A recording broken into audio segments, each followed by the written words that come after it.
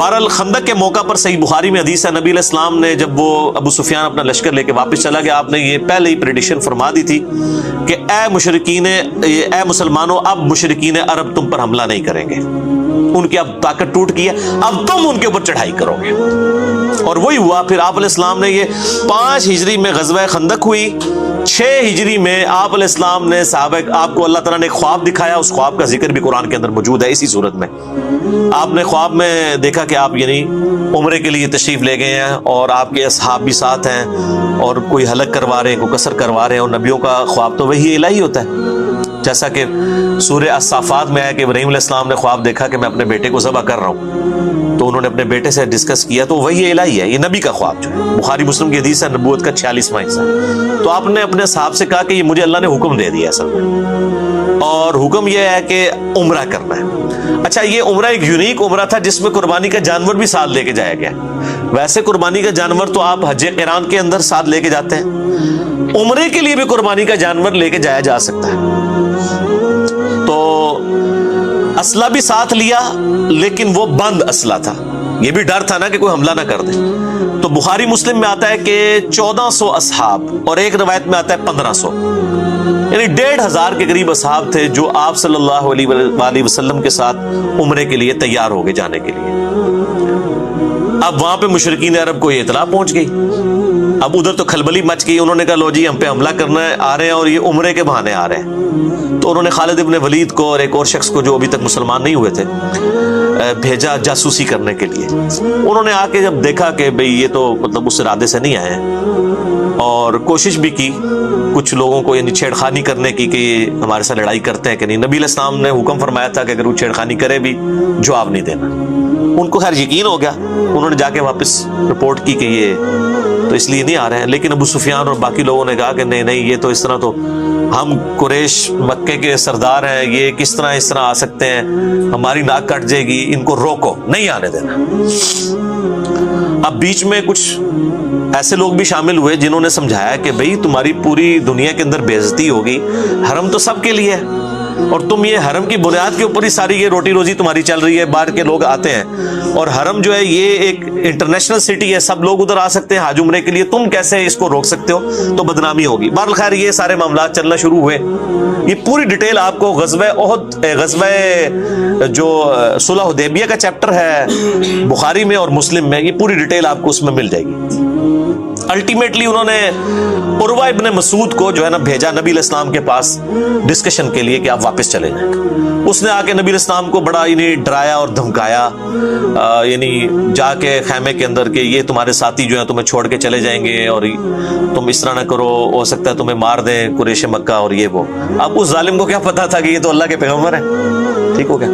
اب اسی دوران صحیح بخاری کے الفاظ ہیں کہ جب یہ گفتگو کر رہا تھا تو حضرت ابو بکر صدیق رضی اللہ تعالیٰ عنہ پاس ہی بیٹھے ہوئے تھے، آپ کو بڑا سخت غصہ آیا، یعنی ایک شخص حضور کے منہ پہ آ کے یہ دھمکی دے رہا ہے کہ تجھے تیرے ساتھی چھوڑ جائیں گے جو تیرے لیے اتنی قربانیاں کر رہے ہیں، تو نے اپنی جان بچانی ہے تو واپس چلا جا۔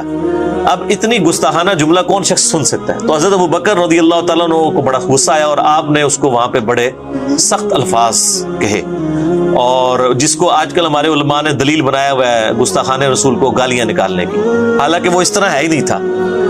وہ تو انہوں نے وہ بات کی جو کرا کرتے تھے، تو چونکہ وہ اپنے بت لات اور منات کی شرمگاہوں کو چاٹتے تھے، یہ ان کی ایک عبادت کا تصور تھا۔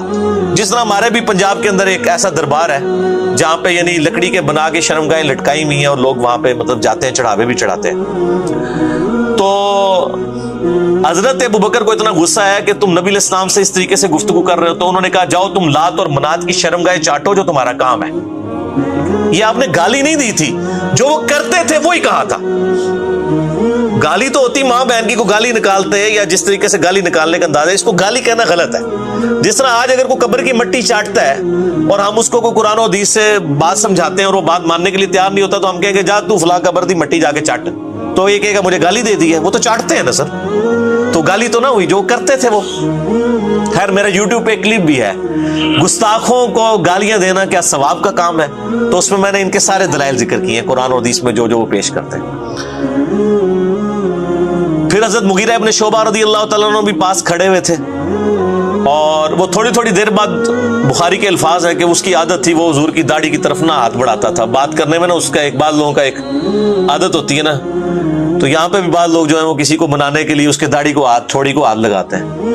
تو جب وہ داڑھی کو ہاتھ لگاتا تو حضرت مغیرہ ابن شعبہ جو ہے نا وہ اپنی تلوار کا جو دستہ ہے نا بیک سائڈ کے اوپر وہ اس کے ہاتھ پہ یوں مارتے کہ پیچھے کر گستاخ, اپنے ناپاک ہاتھوں کو نبی علیہ السلام کی داڑھی سے پیچھے کر. اچھا, تو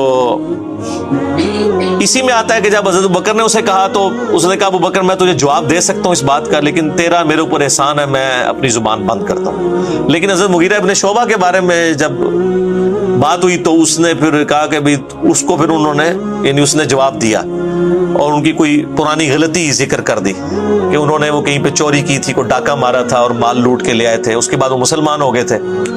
تو حالانکہ نبی علیہ السلام کے پاس جب آئے تو آپ نے کہا کہ تیرا اسلام قبول ہے لیکن یہ مال میرے پاس نہیں, تو نے جمع کرانا, مال تو جو ہے نا وہ جس کا ہے اس کو دے.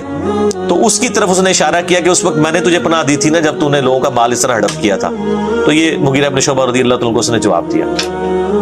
اچھا جی, پھر اسی دوران نا نبی علیہ السلام خیمے سے باہر تشریف لے کے آئے. اب صحابہ کرام یہ چاہتے تھے کہ ان کو ذرا دکھائیں کہ ہم کتنے جانثار ہیں.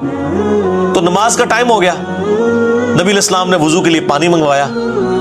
اب وہ جو تھا نا عروہ ابن مسعود وہ وہیں پہ موجود تھا جو کافروں کی طرف سے ایلچی بن کے آیا ہوا تھا. یہ بخاری میں پوری حدیث ہے ڈیٹیل کے ساتھ, کتاب الشروط چیپٹر کے اندر. اب نبی علیہ السلام وضو کر رہے ہیں تو صحابہ کرام نیچے ہاتھ لے کے کھڑے ہو گئے, آپ کے وضو کا پانی نہیں نیچے گرنے دے رہے. حتیٰ کہ آپ علیہ السلام نے تھوک پھینکی تو ایک صحابی نے وہ بھی اپنے ہاتھوں پہ لے کے اپنے جسم پہ ملی, اور کسی کو نہیں جب پانی وہ ملتا تھا, ظاہر اب کتنے لوگ سائڈ پہ, اب 1400 صحاب ہیں, تو جس کا ہاتھ گیلا ہو جاتا تھا حضور کے وہ پانی گرنے کی وجہ سے وہ اس سے اپنا ہاتھ مل کے اپنے جسم پہ مل لیتا تھا. اب یہ وہ منظر جو ہے نا عروہ ابن مسعود جو ہے نا وہ ڈائریکٹ تو نہیں دیکھ رہا تھا, وہ شرمندگی اس کو محسوس ہو رہی تھی کیونکہ ابھی تو وہ حضور کو کیا کہا تھا کہ یہ تو تجھے چھوڑ کے چلے جائیں گے. تو وہ حدیث کے الفاظ ہیں, وہ بعد میں مسلمان ہو گئے, پھر انہوں نے خود ہی روایت کی حدیث عروہ ابن مسعود نے. حتیٰ کہ بخاری مسلم میں حدیث ہے کہ حضرت عیسیٰ ابن مریم کو کسی نے دیکھنا ہے تو عروہ ابن مسعود کو دیکھ لیں, ان کی عام شکل ہے, میں نے ان کو شب معراج دیکھا ہے, گھنگریالے بالوں والے. تو یعنی وہ بڑے خوبصورت تھے, اسلام لانے سے پہلے بھی خوبصورت تھے. خوبصورتی کا تعلق جو ہے وہ عشق رسول سے یا اسلام لانے یا نہ لانے سے نہیں ہوتا, وہ اللہ تعالیٰ نے کسی کو خوبصورت بنا دیا. تو وہ ابو لہب اتنا خوبصورت تھا. خوبصورتی کوئی کرائٹیریا نہیں کسی کے نیک ہونے, جنتی ہونے یا دوستی ہونے کا. بعد میں کوئی یہ تو نہیں اسلام لانے کے بعد ان کی شکل حضرت عیسیٰ والی بن گئی تھی, پہلے کی تھی. تو وہ اللہ کے علم میں تو تھا کہ انہوں نے اسلام قبول کرنا ہے, تو وہ نا اب ڈائریکٹ تو نہیں دیکھتا تھا, تو وہ یوں کر کے نکھیوں سے دیکھتا تھا کہ یہ کیا کر رہے ہیں. ڈائریکٹ دیکھنے میں وہ اپنی ایک تذلیل محسوس کر رہا تھا.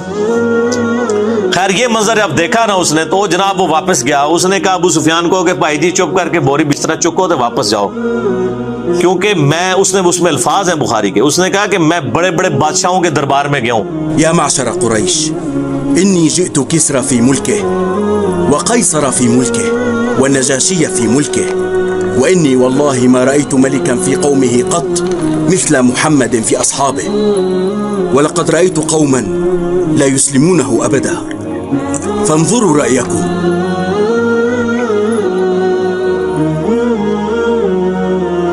میں کیسر و کسرا رومن امپائر کے ہیڈ اور پرشین امپائر کے ہیڈ کے درباروں میں بھی گیا ہوں, میں نجاشی کے دربار میں بھی گیا ہوں. میں نے کسی بھی بادشاہ کی رعایا کو یہ تعظیم کرتے ہوئے نہیں دیکھا اپنے سردار کی جو محمد صلی اللہ علیہ وآلہ وسلم کے اصحاب کرتے ہیں.